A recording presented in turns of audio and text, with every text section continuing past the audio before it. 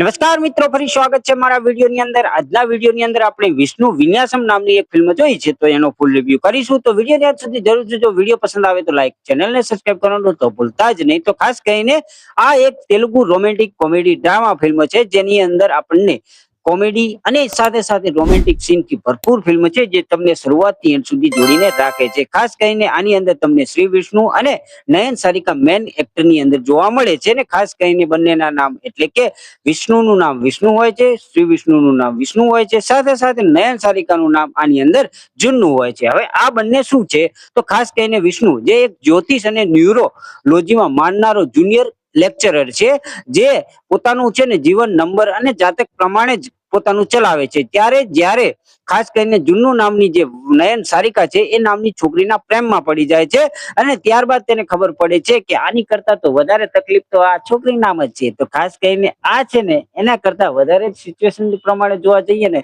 તો છોકરીની પરિસ્થિતિ વધારે ખરાબ છે, એ જાણીને તમને આંચકો લાગી જવાનો છે। તો એવી જ સ્ટોરી આની અંદર તમને જોવા મળે છે। હવે બંને લેન્ડમાં પ્રેમ કરે છે, લગ્ન કરે છે કે શું કરે છે એ તમારે આ ફિલ્મની અંદર જોવાનું છે। પરંતુ હા, આની અંદર તમને બહુ બધા ટ્વિસ્ટ એન્ડ ટર્ન્સ જોવા મળે છે, જે શરૂઆતથી અંત સુધી તમને જોડીને રાખે છે। ખાસ કરીને છોકરી છે ને જબરજસ્ત છે, એ એક ટીચરના રોલની અંદર જોવા મળે છે, અને આપણને પણ એમની સાથે પ્રેમ કરી થઈ જાય એ ટાઈપનું પાત્ર ભજવેલું છે। પરંતુ આપણે એની સાથે લગ્ન નહીં કરી શકીએ। કેમ કેમ તો એ આ ફિલ્મની અંદર જોશો ને તો તમને પણ અંદાજો આવી જશે ભઈલા। તો જોરદાર ફિલ્મ છે, શરૂઆતથી અંત સુધી તમને બહુ બધું જોડીને રાખે છે અને જોવાની ખૂબ મજા આવે છે। જે કોમેડી છે, જે રોમેન્ટિક સીન છે એ તમને જોરદાર જોવાની મજા આપવાના છે। સાથે સાથે ટ્વિસ્ટ એન્ડ ટર્ન્સ થી ભરેલી ફિલ્મ છે, તો તમને બહુ બધી જગ્યાએ છે ને ટ્વિસ્ટ એવા જોવા મળે છે ને જે ગજબના જોવા મળે છે, જે તમને શરૂઆતથી અંત સુધી જોડવામાં મજબૂર કરી દે છે। તો એ ટાઈપની સ્ટોરી છે, પહેલો હાફ જરૂર જોવાલાયક છે। એની પછી બીજો હાફ છે એ થોડું કહેવાય ને કે ડ્રામા ક્રિએટ થાય છે ને, જે તમને ક્યાંક ક્યાંક છે ને ડ્રોપ આઉટ થતું જોવા મળે છે, મતલબ ડ્રોપ થતું જોવા મળે છે। બાકી જોવા જઈએ ને તો એન્ડ સુધીમાં તમને જોરદાર જોવાની મજા આપવાના છે, અને એન્ડમાં જે ટ્વિસ્ટ એન્ડ ટર્ન્સ થયા પછી જે બહાર નીકળે છે ને એ તમને જોરદાર જોવાની મજા આપવાના છે।